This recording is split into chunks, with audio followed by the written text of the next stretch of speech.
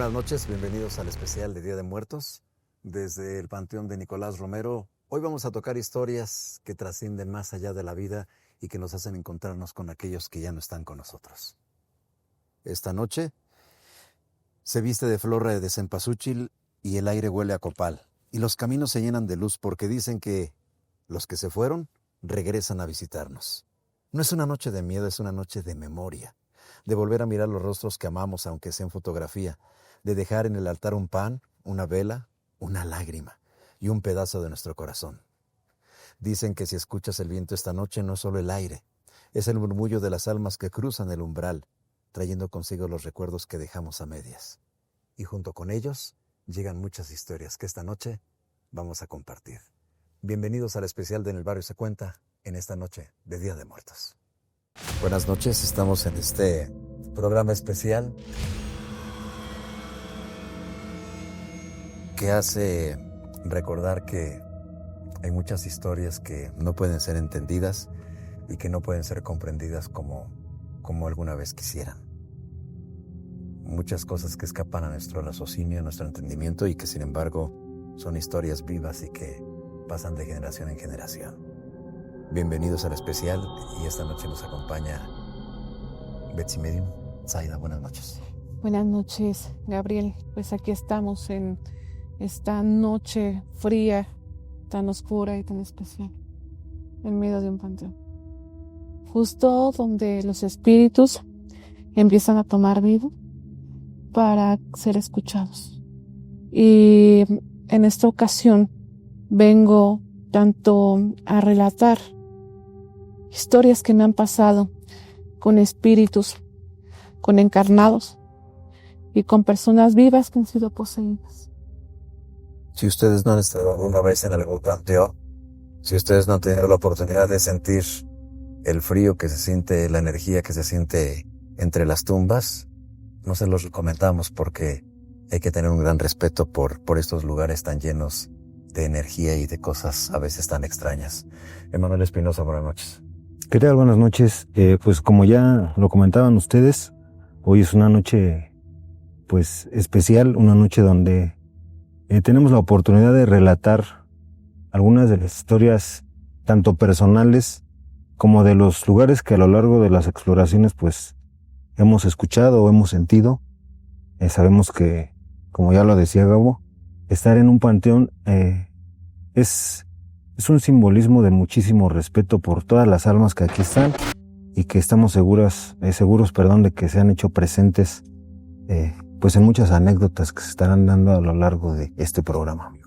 Hay miles de historias y hoy les vamos a compartir algunas de momentos extraños, de episodios que mucha gente ha vivido y que no tienen explicación y que, sin embargo, a las personas que les gusta investigar más allá, se cree que después de la muerte existe una actividad y existe algo que nos hace creer que no todo acaba. Así es. Hay muchas creencias, depende la religión o ideas que nos hayan inculcado muy chicos y nuestros ancestros, hacia dónde se ve el alma cuando termina la vida, cuando se termina la pila en este plano, hacia dónde van. Hay muchos estudios, inclusive científicos, donde se han preguntado a dónde va el alma, qué es lo que pasa con ese gramo de alma cuando se pasa a otro plano, y también el por qué se queda esa alma aquí y no trasciende. Y ha habido muchas apariciones fantasmales. Hay personas que han tomado fotografías inclusive de personas que se han quedado aquí, y el por qué se quedan penando y hacia dónde van, o si es una vida eterna, o si hay una reencarnación, o si realmente hay otros planos o hay otro cielo a donde pueda ir nuestra alma. Entonces esto es la gran incógnita de todos, porque nadie tiene la certeza para dónde se va. Lamentos, sonidos extraños, animales que aparecen, sombras, luces y cosas inexplicables. Vamos a escucharlas en estos relatos y quiero compartirles el primer relato.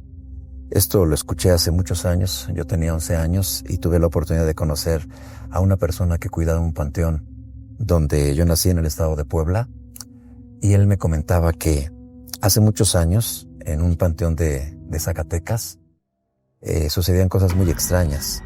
Era un lugar lleno de anécdotas, y en un pueblo donde las creencias son muy, muy arraigadas. Un lugar donde los muertos a veces parece que no se resignan a dejar la vida y abandonarnos, y se olvidan de que se han quedado quietos. Ahí trabajaba una persona de nombre Roque, el sepulturero. Este era un hombre de edad avanzada, aproximadamente unos 60 años, y él se encargaba de darle mantenimiento a las tumbas, de limpiarlas.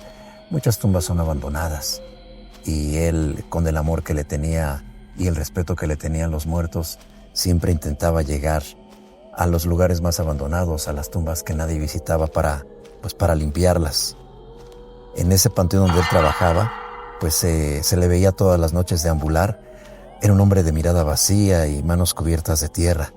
Durante 40 años cuidó las tumbas del panteón de ese lugar que se llamaba San Elías. En una noche se cuenta que en ese panteón se escuchaban sonidos muy extraños, pero uno que en especial les llamaba la atención era el tintineo de una campana. 3 de la mañana, curiosamente, todas las noches, a las 3 de la mañana, se escuchaba el sonido de una campana. Al principio, cuando don Roque visitaba las tumbas, pensó que era el viento, pero el sonido venía del fondo del panteón, así como este panteón en el que estamos nosotros. en ese rincón donde el tiempo se pudre entre lápidas viejas, entre tierra oscura, entre sombras que a veces nos acompañan. Del lugar donde descansaba la tumba, de donde provenía el sonido, era de una niña que contaban que se llamaba María Fernanda. A María Fernanda, por cierto, la enterraron en el año de 1893. Y cuentan las personas del lugar, que a esa niña, a los 11 años, al parecer la habían enterrado viva. Su familia, por miedo, porque ella sufría ataques epilépticos y con el temor de que la enterraran precisamente viva, hicieron lo posible para saber si no cometían un error de sepultarla y que ella tuviera la oportunidad de regresar. Lo que hicieron fue, por ese miedo, amarrarle una campana adentro de su ataúd y amarrada a su muñeca, por si ella despertaba y regresaba para tratar de estar nuevamente con sus seres queridos, por si alguien la escuchara. Una noche, la campana sonó otra vez en ese panteón. Don Roque, muerto de miedo, se llevó su linterna y vio que en esa tumba se escuchaba precisamente ese sonido. Una tumba rodeada de vegetación, de arbustos, de tierra, de sequedad, de olvido. Pero se dio cuenta que la tumba de esa niña estaba completamente removida. Y en el fondo se escuchaba una sonrisa que más bien parecía un lamento. De repente, don Roque se acercó sigilosamente a la tumba y encontró que todo estaba movido. Él todas las noches trataba de darle seguimiento a las tumbas y de limpiarlas, pero en esa noche había demasiado frío. Era un frío que calaba los huesos y que don Roque no pudo explicar. De repente, cuando estuvo cerca, él se cayó de rodillas. Intentó correr, pero algo lo tomó por sorpresa. Sintió como algo le estaba agarrando de los pies. Fue un golpe seco el que sintió cuando de repente una mano que al parecer muy desnutrida y muy flaca lo estaba agarrando de los tobillos. Él corrió, se refugió rápidamente en el lugar donde dormía. Era un pequeño cuarto de 4x4 donde tenía su cama y, muerto de miedo, se esperó toda la noche. Al día siguiente fue a visitar la tumba de la niña y fue muy extraño porque en esa tumba la tierra estaba completamente movida.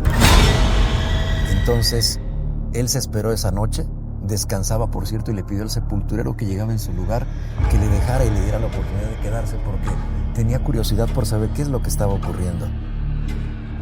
Cuando dieron exactamente las 3 de la mañana, empezó a sonar esa campana que a lo lejos presagiaba el acercamiento entre los vivos y los muertos. Esa noche se acercó con mucho miedo y con voz temblorosa preguntó quién estaba ahí. No se escuchaba más que el tintineo de la campana. Se acercó más a la tumba y cuenta la leyenda y cuentan las historias que de repente vio que la cuerda estaba completamente movida y que había algo que le estaba jalando por debajo de la tumba. Pareciese que la niña, después de cientos de años, finalmente despertaba y estaba intentando clamar y gritar para ser sacada de ahí. Desafortunadamente la impresión fue tanta que el pobre anciano falleció y ahí quedó de bruces junto a la tumba. Al día siguiente, las personas, cuando abrieron el panteón, se dieron cuenta que no estaba en el lugar donde él descansaba y decidieron ir a buscarlo. Y finalmente, después de llevar a muchas personas que ayudaron en su búsqueda, lo encontraron ahí frente a la tumba de la niña, hincado, lleno de tierra, con los ojos desorbitados por el espanto y por el terror, y con la campana atada a su cuello. Era la campana con la cual hace muchísimas décadas habían enterrado a esa niña. Y desde entonces ordenaron quitar todas las campanas de ese panteón. Y cada año se dice que en la misma noche donde él murió, que curiosamente fue la misma noche que murió la niña, se escucha el tintineo de esa campana y que nadie se puede acercar. Esa es la historia que hasta hoy en Zacatecas y en Puebla se escucha de la niña que fue enterrada viva y que con esa campana trató de comunicarse desde el mundo de los muertos. Tiene mucho sentido. Las campanas tienen un simbolismo dentro del espiritismo muy grandes. Con el tintineo de las campanas se llaman los espíritus. Entonces ella estaba clamando a Dios. Con el tintineo ella estaba llamando a los vivos para que la ayudara. Porque el tintineo de las campanas es para llamar a los espíritus. Emanuel. La verdad es que yo creo que es una historia pues que guarda todo lo que en esta época pues escuchamos, sentimos. Historias de personas que pues ya no están aquí con nosotros, y tal es el caso de una que a mí me pasó hace ya muchos años. Yo tendría como 14 años, en una salida con la familia, en un hotel en Guayabitos, Manaví. Llegamos al hotel, más bien son búngalos, allá se les llama búngalos. Son pequeñas casitas donde hay habitaciones y cocina. Íbamos muchas personas de mi familia, íbamos mi papá, su familia, su hermana de mi papá, su familia y otra pareja. Fíjate que en esa ocasión a mí me tocó dormir en las sillas de la cocina porque pues estaba ya todo lleno. Yo me quedé con el que era entonces mi cuñado ahí en la sala, en las sillas de la cocina, y tendríamos 10 minutos de habernos recostado cuando yo empecé a escuchar pasos. Primero eran pasos, muchos pasos ahí en la cocina, pero yo no le di tanta importancia porque éramos muchas personas en el bungalow.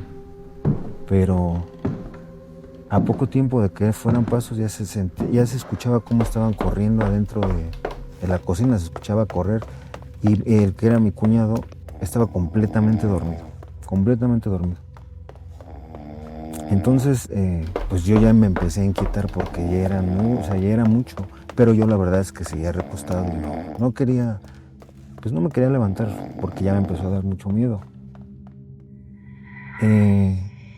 Fue tanto ya el insistir de que ya se escuchaba mucha gente corriendo. Yo lo que hice fue que me incorporé, y en el fondo de una de las habitaciones se veía parada una persona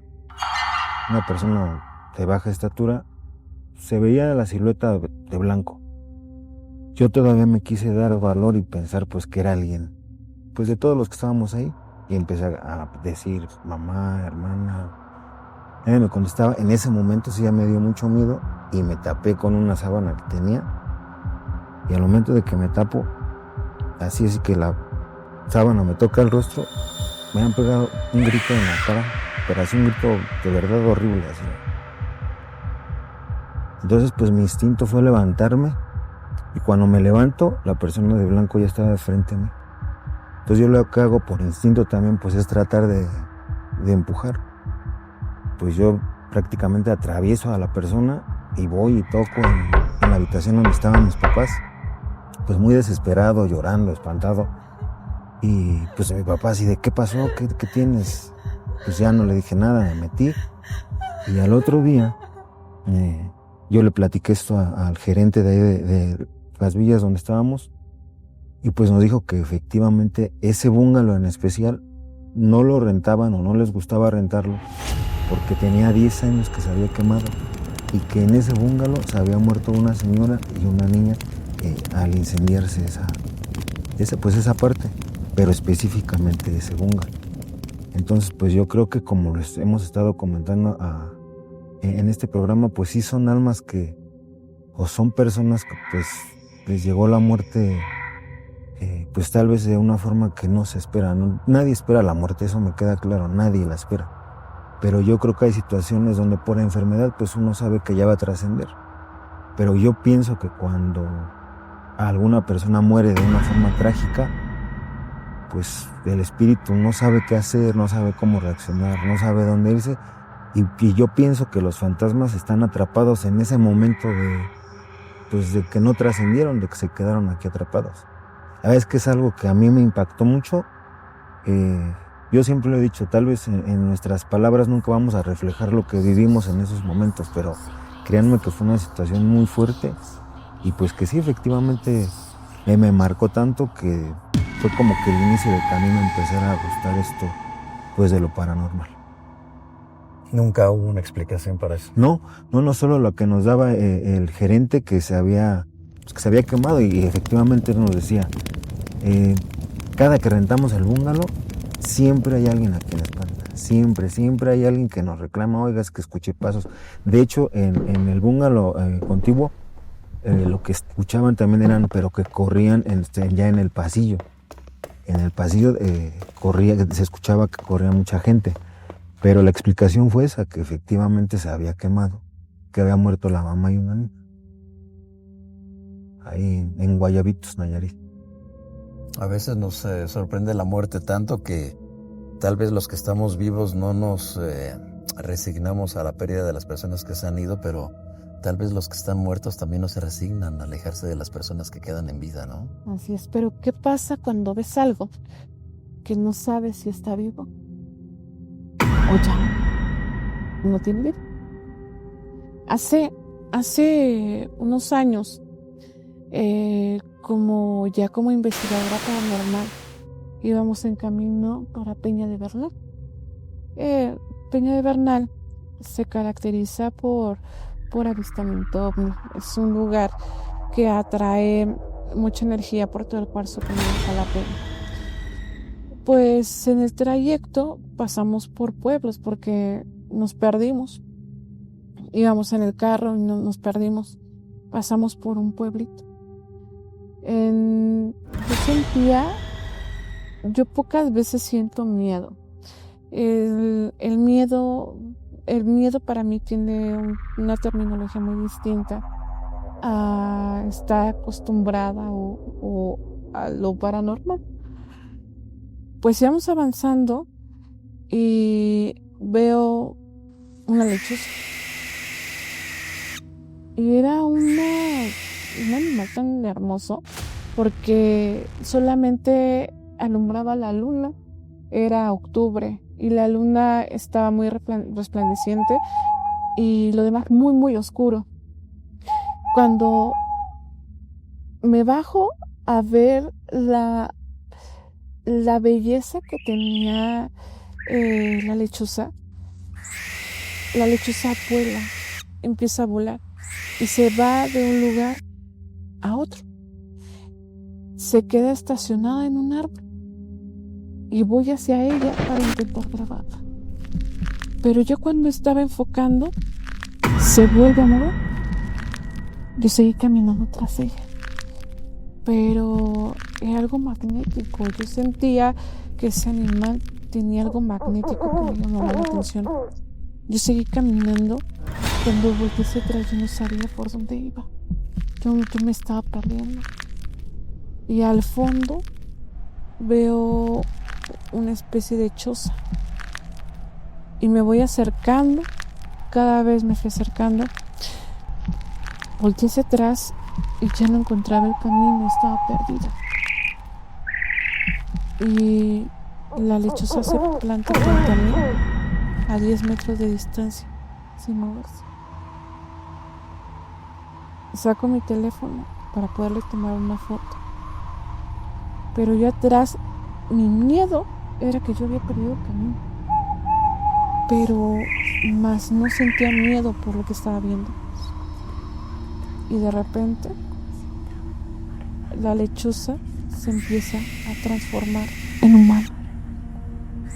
Cuando está en un trance de transformación, tomo una foto. Y esa misma foto es la que van a ver ustedes aquí. Empezó a hablar en otro idioma. Yo no entendía qué estaba pasando. Yo no entendía si era una persona, si realmente era el animal o era un espíritu.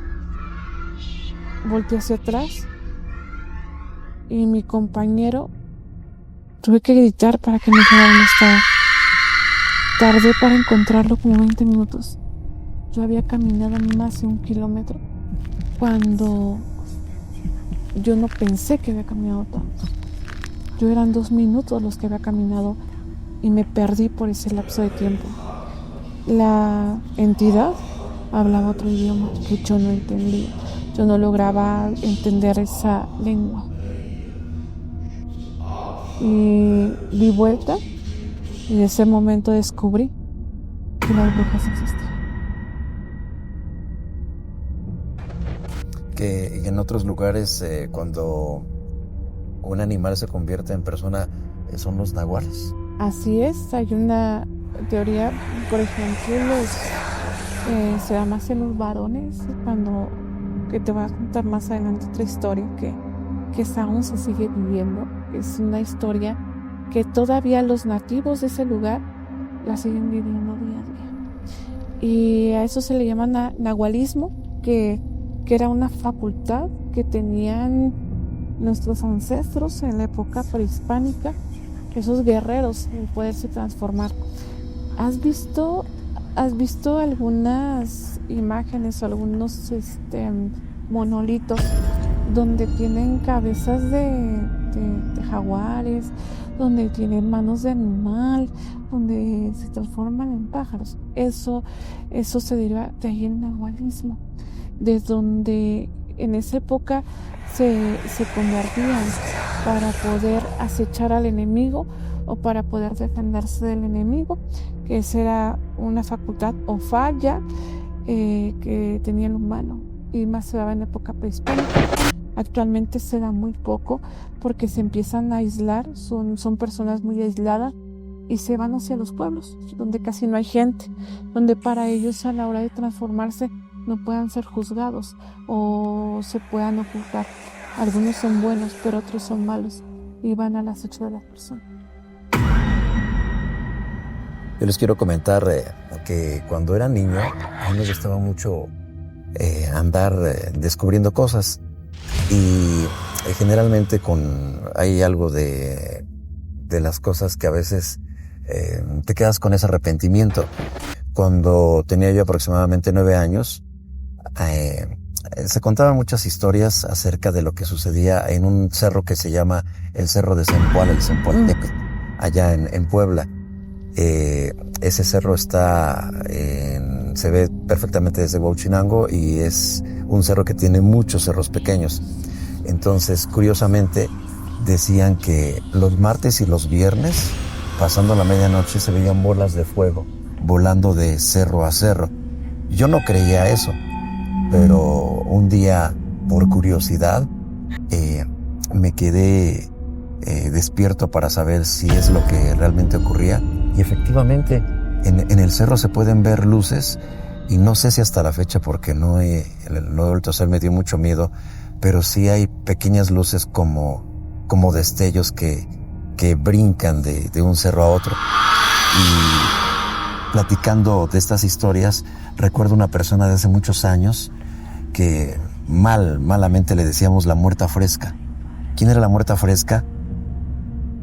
Huauchinango, que es el lugar de donde yo vengo, es un pueblo, es una ciudad ya ahora, pero antes tenía muy pocos habitantes y casi todo el mundo nos conocíamos.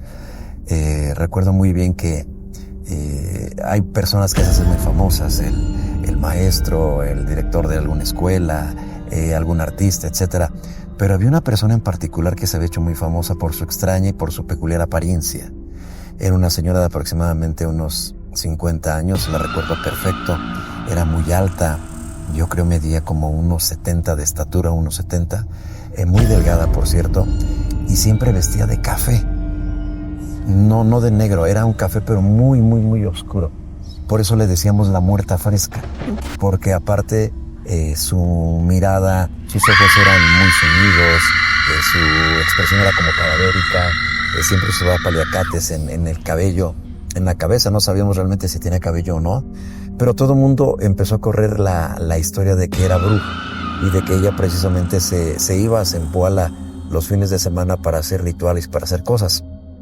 Lo curioso de esta historia es que no sabíamos dónde vivía.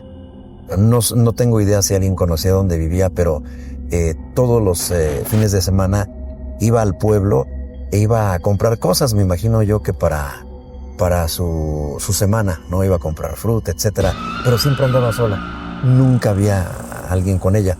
Lo extraño de este asunto y lo que guarda relación con lo que estamos contando es que ella todos los fines de semana iba al Panteón Municipal de Huauchinango y se paraba en una tumba y empezaba a llorar todas las tardes el panteón lo cerraban a las 7 de la noche y ella se quedaba, no sé, desde las 2, 3 de la tarde, porque se empezó a hacer muy famosa su historia, y empezaba frente a una tumba, no sabíamos cuál, pero se empezaba a llorar porque aparte toda la gente le tenía como respeto, o más que respeto le tenían miedo, porque pensábamos que era una bruja, la muerta fresca. Pasó mucho tiempo.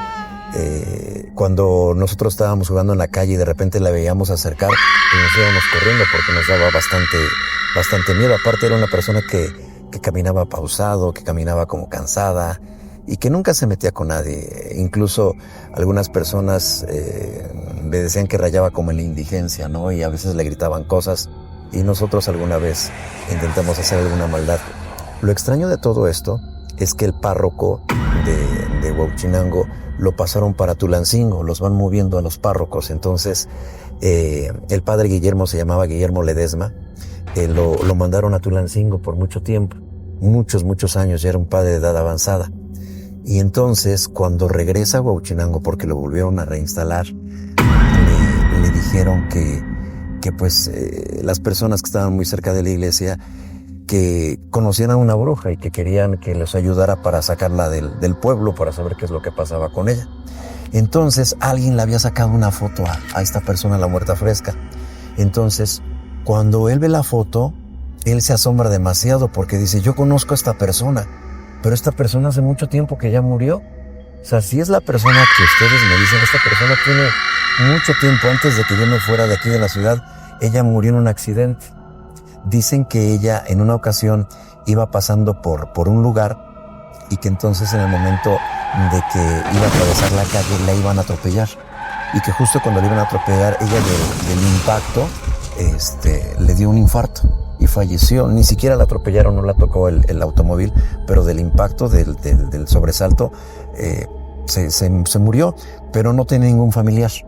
Entonces lo que hizo el párroco, el padre Guillermo, fue precisamente ayudar, se cooperaron con el pueblo y la llevaron a una tumba, precisamente en el panteón de Huauchinango. Cuando él vio la foto se quedó muy sorprendido y preguntó, ¿esta foto es reciente o tiene años? Entonces le dijeron que sí, que efectivamente era reciente. Entonces es que no puede ser, es la misma persona. Y dice que la reconocía porque precisamente tenía una cicatriz en la cara.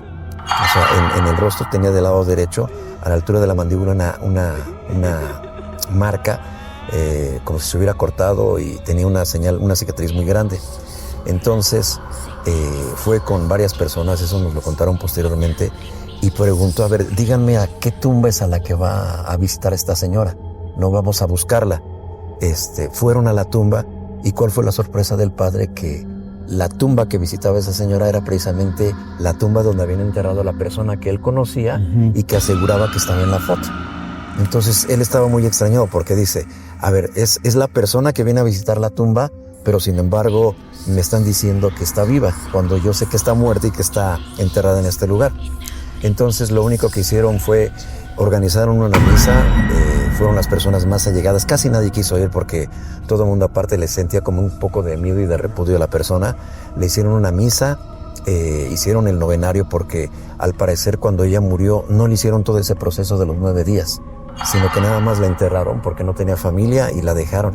Entonces el padre pensó que tal vez haciendo esa misa y que haciendo todo el seguimiento iba a pasar algo, y sin embargo dijo, quiero que en el momento que vean a esta persona me la presenten, ¿no? Porque tal vez sea su hija, ¿no? A lo mejor es alguien muy parecido a ella y a lo mejor viene a visitar la tumba de su madre, ¿no?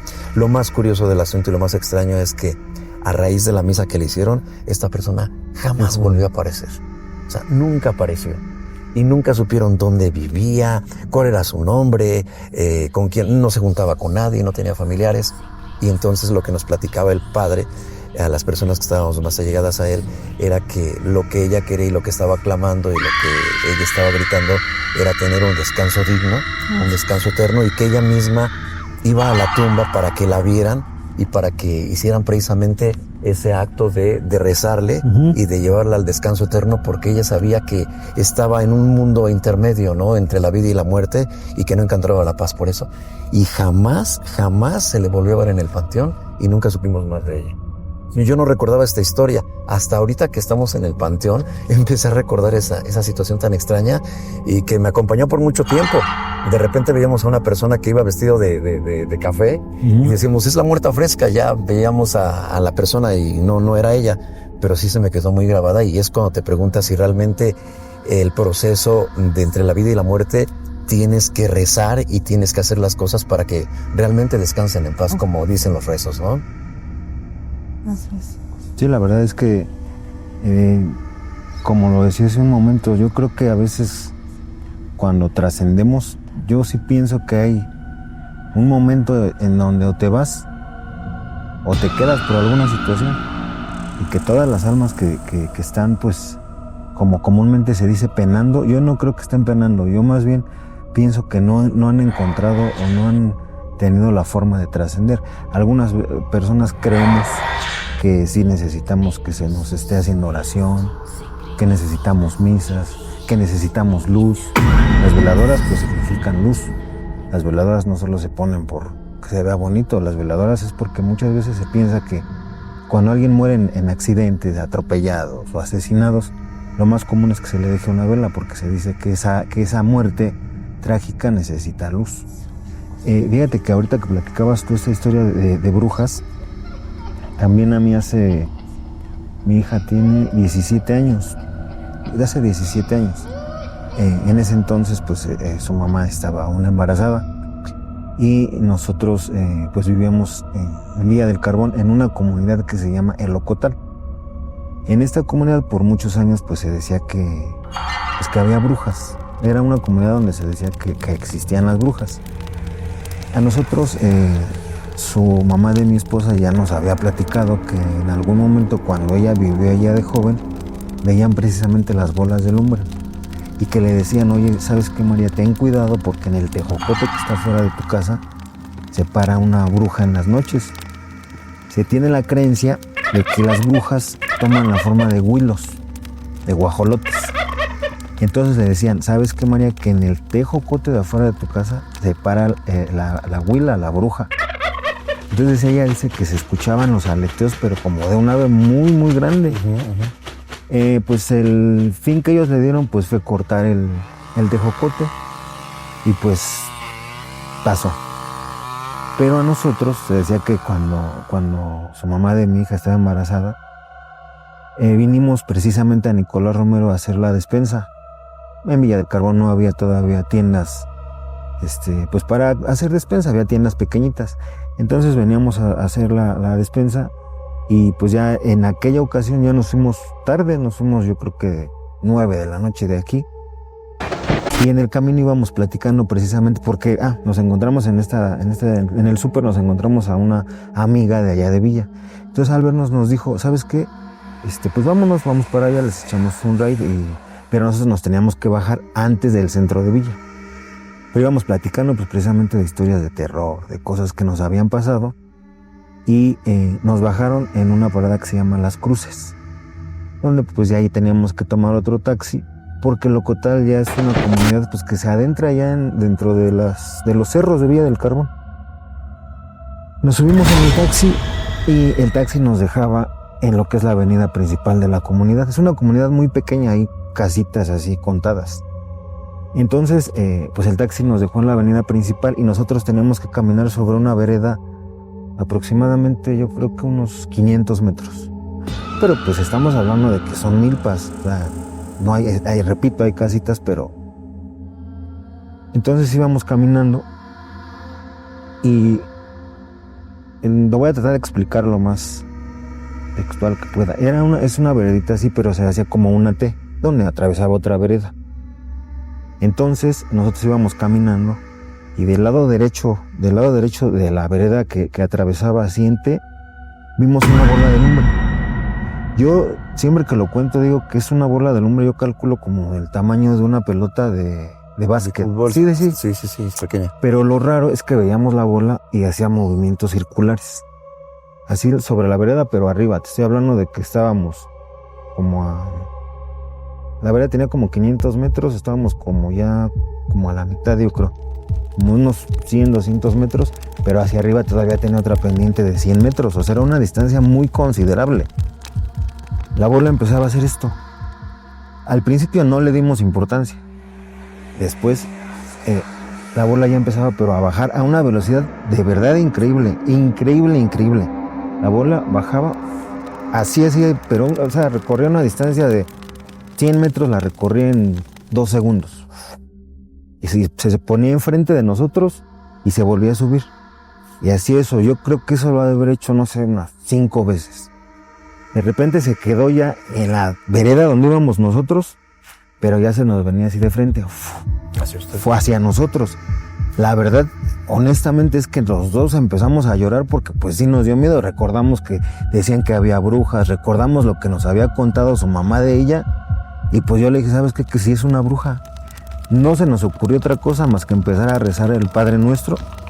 Pues lo que le dije, vamos a rezar. Empezamos a rezar el Padre Nuestro, pero dicen que cuando tú rezas a ellas, pues que se enojan.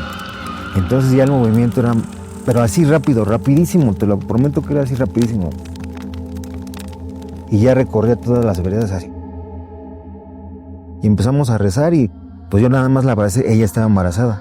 Se tiene la creencia de que las brujas buscan a los bebés. Claro. Se tiene esa creencia de que cuando hay un bebé en casa, muchas abuelitas ponían cruces en las ventanas, tijeras, alfileres.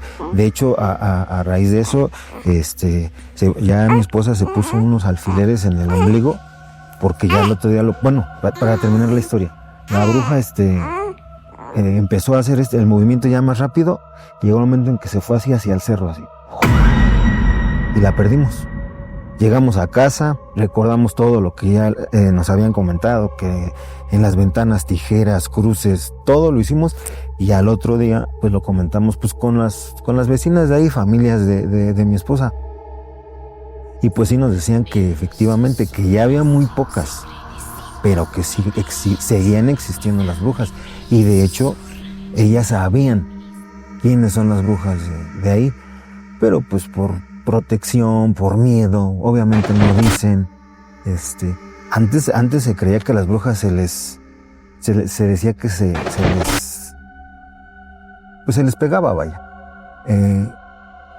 Ahí también en esa comunidad había gente que decía que ellos se habían quitado los cinturones y a las brujas las cinturoneaban. Entonces nos decían, nosotros sabemos quiénes son, pero no lo podemos decir y pues no lo vamos a hacer.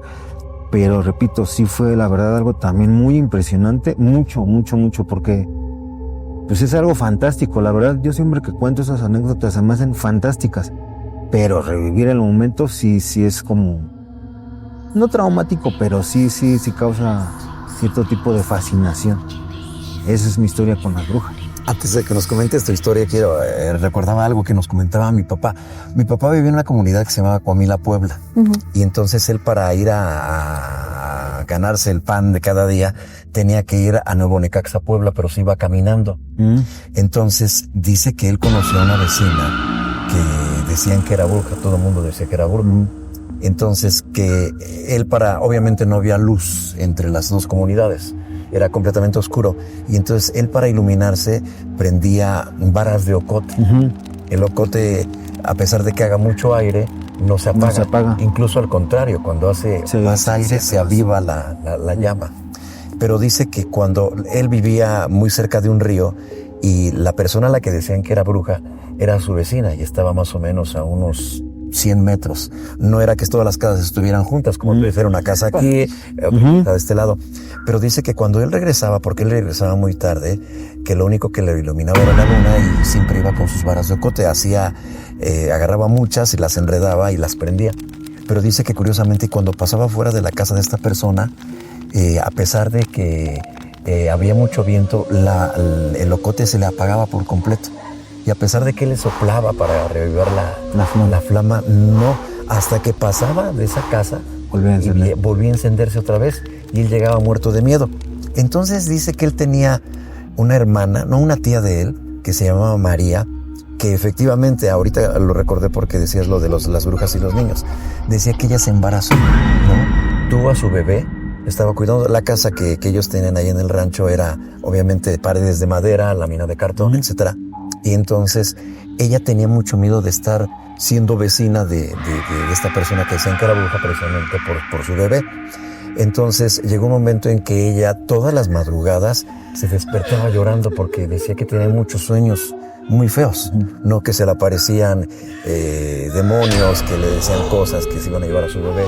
Entonces todos pensaban que era pues precisamente porque estaba con la idea, ¿no? de la bruja, que estaba espantada, y la trataban de tranquilizar. Entonces le decían que no se sobresaltara.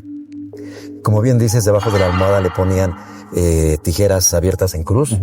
Le ponían hilitos rojos también en la frente, hacían muchas cosas.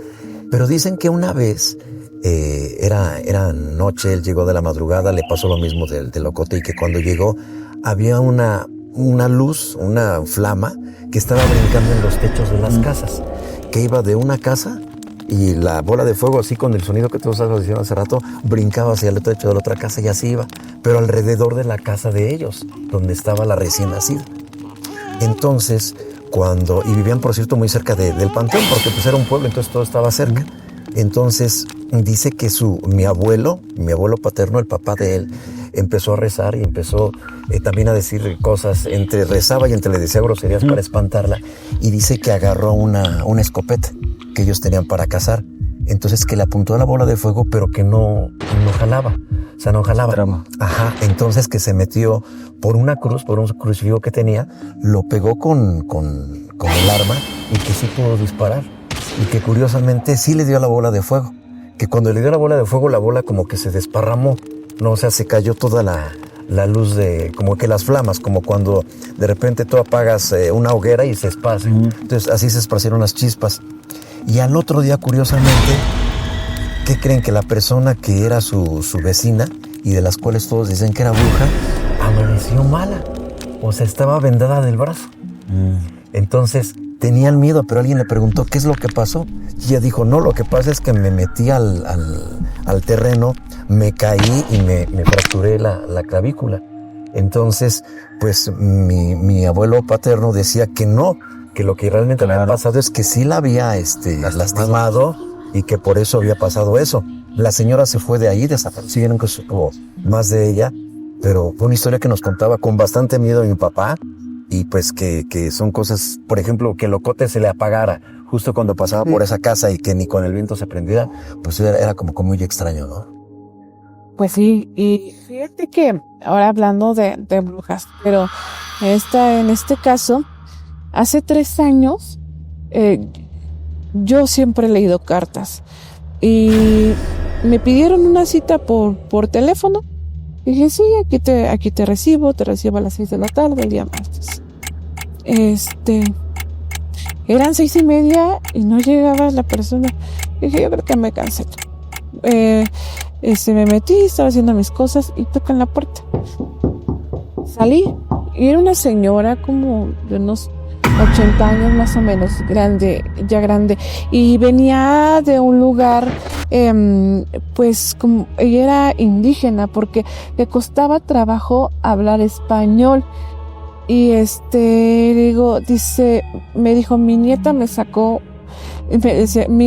lo sacó una cita con usted. Así hablaba muy, muy lento. Y le dije, sí, señora, pásele.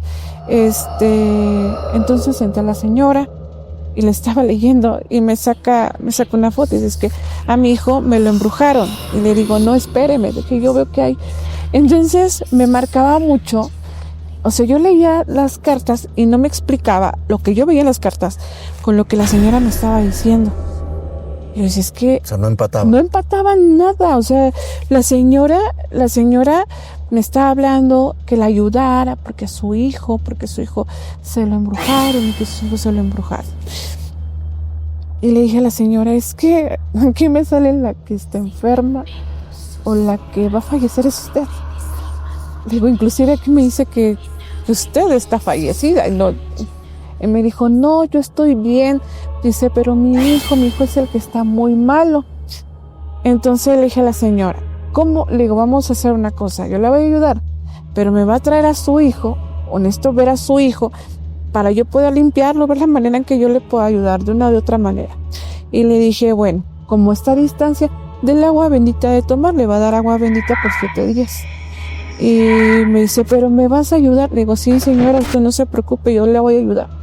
¿Cuánto es? Le digo, no es nada. Le digo, es una señora que se le vea la desesperación de ayuda y la señora no traía ni bolsa la señora. Y dije, no, ¿cómo creen? Entonces se va la señora, se fue más o menos como a las 8 de la noche, y me dice, entonces voy a traer a mi hijo.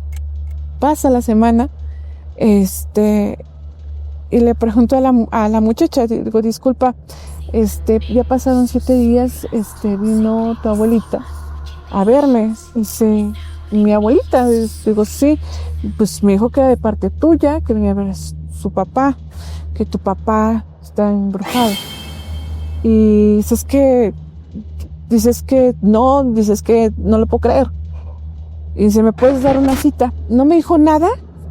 Llega a mi casa, la vuelvo a sentar, le digo, ¿quieres que te haga lectura o que te haga limpia? O traes a tu papá. Y me dijo, mi papá no lo puedo traer porque mi papá está en cama. Mi papá tiene 55 años y no le encuentran qué enfermedad tiene. Y le digo, pero dime tu abuelita cómo está. Y dice, ¿qué es? Yo tengo duda. ¿Cuál es el nombre de mi abuelita? Digo, tu abuelita se llama Guadalupe González Tal. Y me dice, no puede ser. Y me dice, no quiero decirte nada, antes que todo quiero que me digas qué te dijo mi abuelita. Me dijo que venía que le ayudara porque tu papá está embrujado y que tiene brujería, que le dieron algo. Dices que mi papá no le encuentran qué tiene. Le dije que le agua bendita a tomar.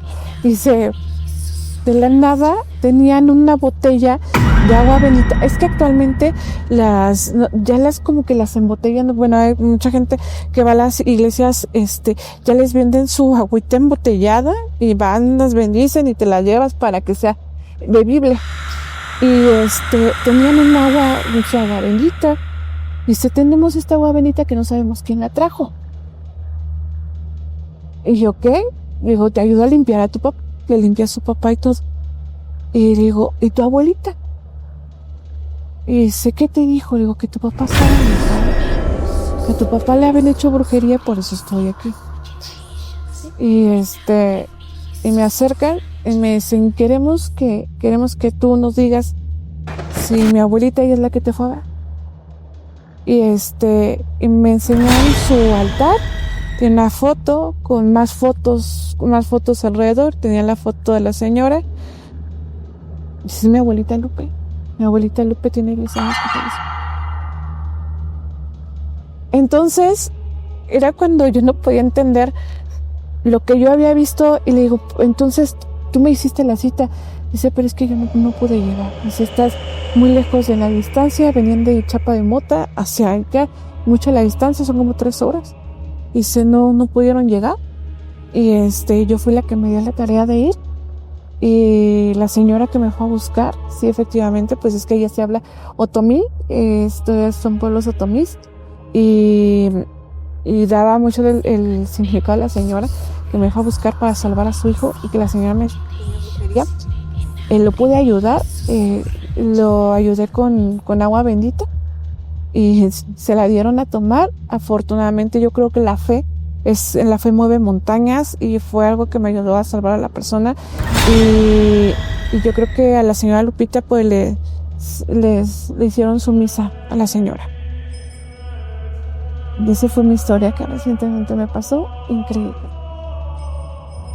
Pues sí, la verdad yo insisto en que este tipo de anécdotas pues nos pasan a todos. Yo creo que todos conocemos a alguien que tiene alguna anécdota paranormal y precisamente yo creo que estamos en una de las fechas más especiales para platicarlas, ¿no? Hacer momentos especiales con la familia, contar anécdotas y pues honrar a quienes en su momento pues nos formaron, nos hicieron, pues que ya no están con nosotros. Como siempre, pues hay que tener respeto por la muerte, alegría por la vida, y así llegamos al final de esta noche. Una noche más en la que abrimos las puertas de las creencias, las puertas tal vez del miedo. Encendimos una vela en medio de la oscuridad por el recuerdo y dejamos que la sombra nos contaran secretos, porque hay muchos secretos por descubrir. Bastante. Aquí en estas tumbas, aquí en estas muchas personas se olvidan de sus seres queridos. No lo hagan, traten de estar siempre al pendiente, porque no sabemos en qué momento pueden necesitar comunicarnos algo o tal vez incluso salvarnos de algún peligro o avisarnos algo. Antes de irnos hay algo que nunca debemos olvidar: los muertos merecen respeto. Así y es. debemos de honrar su recuerdo y su memoria. Así es. Hace muchos años hay una muerte que a mí me impactó muchísimo, que fue la de mi abuelita, que a la fecha han pasado tantos años y sigo llorando. Y hay algo que decía ella, que después lo volví a escuchar en una película. Decía, los muertos, dice, no se mueren cuando los entierras. Los muertos realmente se van cuando los olvidas. Y yo creo que ellos son los que tenemos que mantener vivos en el recuerdo. Siempre ir, aunque no sabemos que ya no están ahí, pero sí irles a arreglar sus tumbas, visitarlos, o pon en casa un vasito de agua con una veladora y un poquito de mezcal para esas almas que ya se fueron, y nunca las olvides. Con esa luz y esa agua y también una pizquita de sal por ahí en un platito les vas a ayudar muchísimo para que vengan a tomar poco de ello y que vean que aún siguen en tu mente. Pues agradecer a quienes están viendo este episodio. Gracias por la invitación, y pues efectivamente yo lo único que también quiero reiterar es eso: respeto para nuestros muertos. En algún momento yo sí creo que los vamos a volver a ver. Yo sí pienso que en otro plano vamos a estar todos juntos, y pues disfruten de las festividades que nos distinguen como país, pero sobre todo que nos hacen tener unión en la familia. Ya nos vamos, así que esta noche, antes de apagar la luz, agradece por la vida que corre por tus venas, agradece por todo lo que tienes, y por los que ya no están también agradece, porque tal vez sigan cuidándonos desde la eternidad, porque el miedo termina cuando empieza el respeto, y solo quienes entendemos eso podrán dormir tranquilos esta y todas las noches, y tal vez dejen de escuchar la voz de su conciencia. A nombre de todo el equipo, muchas gracias. Estas fueron las historias más allá de la vida. Buenas noches.